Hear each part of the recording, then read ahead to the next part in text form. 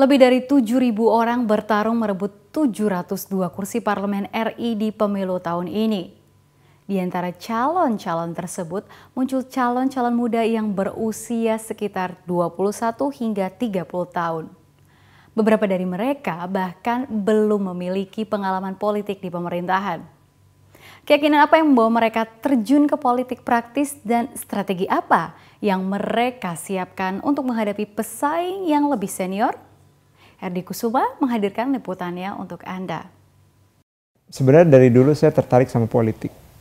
Dari kecil saya pikir cita-citanya kalau orang ditanya mau jadi tentara, mau jadi dokter, saya mau jadi presiden.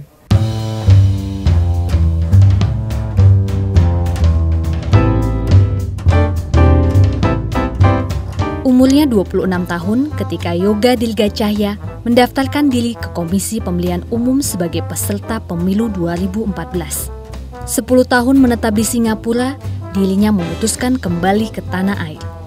Alumnus Nanyang Technological University ini pernah bergabung dalam Perhimpunan Pelajar Indonesia Singapura. Beberapa kali Yoga melakukan advokasi terhadap tenaga kerja Indonesia di Singapura. Jadi saya aktif di sana dan kemudian bertemu dengan anggota DPR, beberapa anggota DPR yang saat itu sedang menjabat, kita sampaikan. Nah, saat disampaikan itu saya merasa agak kecewa aja karena walaupun dia menerima laporan kita tapi tidak ada follow up-nya. Nah, jadi saya berpikir saat itu saya bertekad ke depannya saya akan membawa aspirasi mereka ini kalau memang tidak bisa disampaikan oleh orang-orang yang menjabat sekarang, saya akan maju sendiri.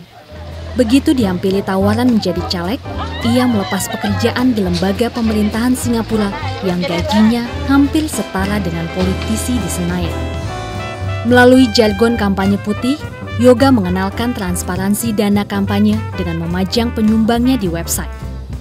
Dari mananya itu tidak kita buka namanya sekarang, karena itu confidential, tapi jumlah dari donaturnya itu jelas. Donatur 1 berapa, donatur 2 berapa, donatur 3 berapa. Kalau memang nanti diminta dibuka oleh pengadilan atau KPK, jelas kita akan buka. Berkaca dari Singapura, dirinya ingin mengadopsi mekanisme yang belum diterapkan di Parlemen Indonesia. Seorang MP atau Member of Parliament atau anggota DPR di Singapura itu mereka ketemu sama warganya, mereka menyambangi tiap-tiap perumahan. Jadi tiap-tiap ada orang yang datang ke sana, mereka akan menyampaikan masalahnya gitu loh. Jadi kayak, Pak, saya udah cari kerjaan kemana-mana tapi belum dapat. Akhirnya gimana? Tolong solusinya gimana? Nah, MP-nya ini nggak ngasih uang, tapi dia ngasih rekomendasi ke lembaga-lembaga yang bisa membantu. Jadi tanda tangan MP-nya ini atau member parlemen itu sangat-sangat dihargai oleh lembaga-lembaga pemerintahan tersebut. Berbeda dengan Yoga yang maju ke parlemen lewat jalur partai, Rizky Aljupri memilih maju secara independen merebut kursi Dewan Perwakilan Daerah. Rizky berhasil mengumpulkan 4.000 suara lebih sebagai prasyarat lolos menjadi peserta pemilu. Rizky adalah calon anggota DPD termuda, usianya 21 tahun. Ada 2 alasan utama. Yang pertama, passion aku di sini, meskipun latar belakang pendidikan aku keuangan, finance, tapi passion aku adalah di bidang politik. Yang kedua, aku percaya politik adalah cara yang paling efektif untuk membuat perubahan dalam skala besar. Keputusan pria yang telah menyelesaikan gelar MBA-nya di Washburn University Amerika ini untuk maju pada pemilu 2014 mendapat dukungan dari orang tuanya. Saya dengan ayahnya memberikan support kepada dia. Sekarang dia mau terjun ke politik, kita tidak menghalangi. Justru kita memberikan dia fasilitas, nanti urusan terpilih atau tidak terpilih, itu kita sudah tahu dia sudah punya planning. Kegiatan dan strategi kampanyenya sudah dirancang. Sejumlah uang untuk mendukung kampanye juga sudah dipersiapkan. Sebetulnya modal yang kami siapkan untuk Rizky itu unlimited. Ya, karena namanya juga untuk anak. Yoga dan Rizky hanyalah contoh kecil dari 400-an calon muda kisaran 21 sampai 30 tahun yang akan bertarung pada pemilu legislatif 2014. Seperti apa sebenarnya peluang dan peran kehadiran calon legislatif muda dalam era demokrasi di Indonesia? Darahmu muda, darahnya para remaja.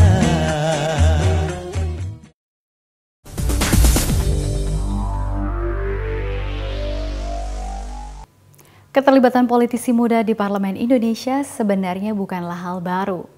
Pada pemerintahan periode 2009 hingga 2014, politisi muda sudah meramaikan DPR maupun DPD. Namun belakangan kiprah mereka hanya berumur pendek.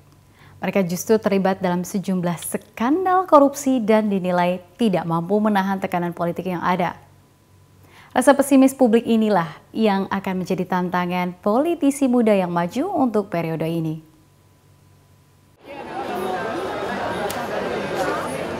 Calon-calon muda pada pemilu 2014. Menurut LSM Forum Masyarakat Peduli Parlemen Indonesia atau Formapi, mereka seolah korban partai. Dari data Formapi, caleg yang berusia 21-30 tahun didominasi oleh perempuan, yang artinya hanya untuk memenuhi kuota 30% caleg perempuan tanpa skema pendidikan politik yang jelas. Terlebih, kesan terhadap politisi muda yang lolos di parlemen periode 2009 sampai 2014 lalu belum memberikan kontribusi signifikan dan sinarnya berangsur meredup. Dan yang paling parah, justru yang banyak tersangkut korupsi selama ini, itu juga muncul dari politisi-politisi muda di DPR.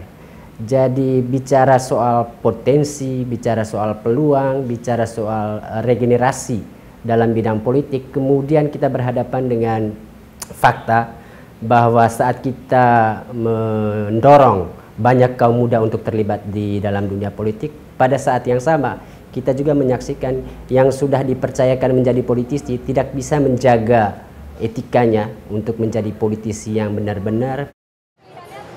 Peluang calon muda untuk lolos menjadi anggota dewan dinilai kecil. Hal ini dilontarkan langsung oleh Wakil Sekjen PAN, partai yang juga mengusung caleg muda. Tapi karena memang anggota dewan atau kapasitas pemenangan partai di tingkat elektoral itu belum besar, jadi tidak banyak anak muda yang kemudian bisa lolos. Termasuk saya pernah dicalonkan PAN untuk menjadi calon bupati di daerah kelahiran saya. Oke, tapi masih belum lolos. Belum lolos, karena ya harus punya pengalaman bertanding, punya logistik yang mumpuni. Itu nggak mudah di politik. Formapi juga menegaskan, dari sekian banyak caleg muda, mereka belum menunjukkan strategi inovatif untuk menabung suara saat kampanye. Saya belum melihat ada inovasi baru yang kemudian muncul dari tokoh-tokoh atau caleg-caleg muda ya. Umumnya konvensional, masih mengandalkan poster, masih mengandalkan spanduk yang ditempel di tempat-tempat umum. Kecuali bahwa mungkin mereka lebih aktif di dunia maya melalui Facebook dan Twitter.